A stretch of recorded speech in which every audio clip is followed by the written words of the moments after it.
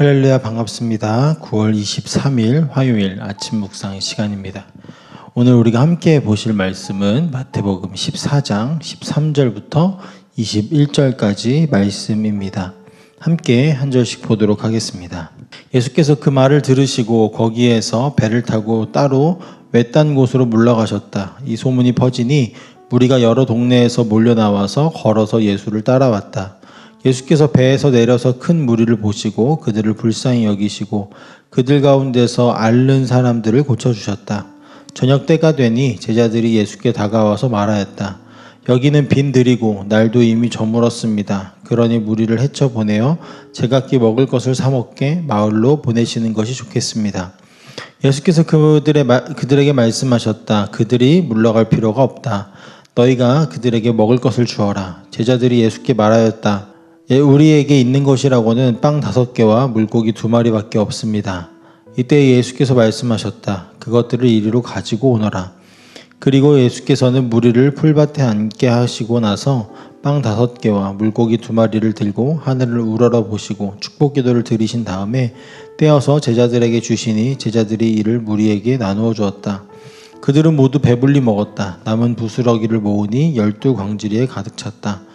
먹은 사람은 여자들과 어린아이 외에 어른 남자만도 5,000명쯤 되었다. 아멘. 예수님께서는 마태복음 13장 말씀에서 하나님 나라에 대해서 여러 비유로 가르쳐주고 계십니다. 겨자씨에 대한 비유, 누룩, 또 밭에 감추인 보화, 값진 진주, 이러한 비유들은 모두 동일한 메시지가 있는데요. 하나님의 나라가 작게 시작되어처럼 보이지만 반드시 자라나게 될 것이고 세상의 어떠한 것과도 바꿀 수 없는 가치와 능력을 지닌다라는 것입니다. 그러나 당시 제자들과 군중들에게는 그 말씀이 잘 와닿지 않았던 것 같습니다. 현실은 여전히 가난과 억압 그리고 배고픔과 고통으로 가득 차 있었기 때문입니다. 정말 하나님의 나라가 임하고 있는 것일까? 우리 눈앞의 상황은 전혀 그래 보이지 않는데 라고 여겨지고 느껴집니다. 하지만 바로 그때 예수님께서는 눈에 보이지 않는 하나님 나라의 진리를 눈앞에 보여주고 계십니다. 그것이 바로 오늘 오병이어 사건입니다. 예수님께서 배를 타고 떠나시자 이제 무리들이 육지로 따라오게 됩니다. 그들은 예수님의 말씀을 듣고 병 고치심을 보며 희망을 품었습니다. 하지만 시간이 흐르면서 현실적인 문제가 다가오죠. 저녁이 되니 빈들에서 먹을 것이 없었던 것입니다. 여기서 빈들은 구약의 광야를 떠올리게 합니다. 이스라엘이 애굽에서 나와서 광야에서 굶주릴 때 하나님께서 하늘에서 만나를 내려주셨던 그런 사건이 우리 머릿속에 오버랩이 될 것 같습니다.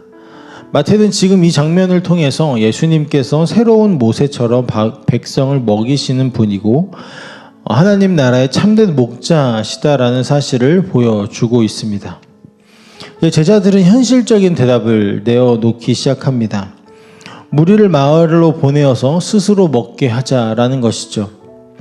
매우 상식적이고 합리적인 판단입니다. 하지만 예수님의 말씀은 우리에게 의아한 부분을 남기는 말씀이었습니다. 그들이 갈 필요가 없다는 것입니다. 너희가 먹을 것을 주라고 말씀하십니다. 이 말씀을 들은 제자들은 얼마나 당황스러웠을까요? 하지만 이것은 제자들의 한계를 드러내는 동시에 하나님 나라의 방식을 보여주고자 하시는 예수님의 의도인 것입니다. 제자들은 자신의 능력으로는 불가능하다라는 사실을 알고 있습니다. 그래서 우리에게는 지금 떡 5개와 물고기 2마리밖에 없다라고 자신들의 현실을 직시하며 말을 합니다. 여기서 떡은 보통 보리떡인데요. 당시 가장 서민적인 음식이었고 물고기 역시 작은 생선을 의미합니다. 다시 말해서 지금 제자들이 가진 것은 보잘것없는 최소한의 것, 그리고 거기에 앉아있는 무리들을 먹일 수는 택도 없는 것이었습니다. 그때 예수님이 말씀하시죠. 그것을 나에게로 가지고 와라. 여기서 중요한 전환이 일어나고 있는 것입니다.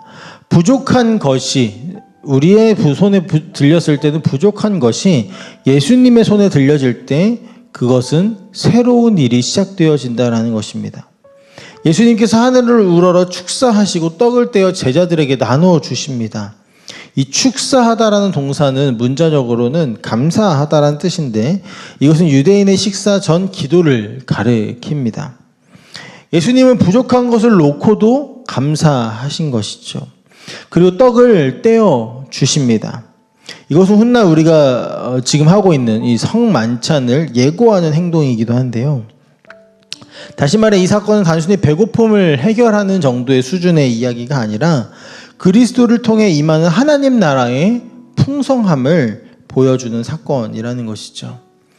이제 이것의 결과는 우리가 너무나 잘 알듯이 놀라운 일이 일어납니다. 거기에 앉아있는 무리가 다 배불러게 먹었고 남은 조각이 12바구니에 가득 찬 것입니다. 12라는 이 숫자, 단순한 수량을 넘어서 이스라엘 12지파를 떠오르게 하는 숫자입니다. 예수님의 공급은 단순히 소수의 배고픔을 해결하는 것이 아니라 하나님의 백성 전체를 새롭게 먹이고 살리시는 하나님 나라의 구원 사건과 우리가 이것을 맞닿아서 또한 생각해 볼 수 있는 것입니다. 우리가 이 말씀을 묵상하면서 이것이 예수님은 능력이 많으신 분이시다라는 이야기로 멈추어서는 안 됩니다. 우리에게 주는 중요한 메시지가 하나 있는데요. 우리가 종종 이렇게 말을 하죠. 하나님, 저는 가진 것이 없습니다. 저의 믿음은 너무 작습니다. 저의 헌신은 보잘것이 없습니다. 하나님, 나는 아무것도 아닌 것 같습니다. 하지만 주님은 이렇게 말씀하십니다. 그래, 그것을 나에게로 가지고 와라. 주님의 손에 맡겨진 작은 시간, 작은 재능, 작은 기도가 수많은 사람을 살리는 도구가 되어지기도 하는 것입니다. 부족은 넘침으로, 자금은 풍성함으로 바뀌는 것이죠. 이것이 하나님 나라의 방식입니다. 그래서 우리는 큰 믿음을 가지려고 노력할 것이 아니라 크신 하나님을 바라보는 우리의 작은 믿음, 그 한 조각이 하나님 나라가 이루어지는데 하나님의 크심이 작용되어지는 것입니다. 마태복음 13장, 14장 오늘 우리가 함께 읽게 되어지는 이 통독의 범위에서 우리에게 분명하게 말하는 것이 있는데 하나님 나라는 작게 시작하지만 반드시 크게 자라게 되어질 것이고 부족해 보이지만 하나님의 손에 붙들려졌을 때 그것은 풍성함으로 변하게 되어진다는 것입니다. 그러므로 오늘 말씀은 우리에게 이렇게 도전하는 것 같습니다. 더 이상 당신의 부족함, 나의 부족함을 핑계 삼지 말고 작은 것을 하나님께 드려라. 그분이 그것을 통해 하나님의 나라를 이루어 가신다라는 것입니다. 오늘 우리의 손에 들려져 있는 것이 무엇입니까? 작은 시간, 작은 재능, 작은 믿음, 작은 순종이라도 주님 앞에 드리셨으면 좋겠습니다. 그것이 하나님 나라의 씨앗이 되고 풍성함의 시작이 되어질 것입니다. 오늘 우리의 한 걸음, 큰 걸음이 아니라 빠른 걸음이 아니라 많은 걸음이 아니라 작은 한 걸음, 그 한 걸음을 사용하시는 하나님을 신뢰하는 하루가 되시기를 간절히 소망합니다. 함께 기도하겠습니다. 사랑의 아버지 하나님, 감사합니다. 오늘도 우리에게 말씀하시는 하나님의 음성이 우리 귀가에 들려옵니다.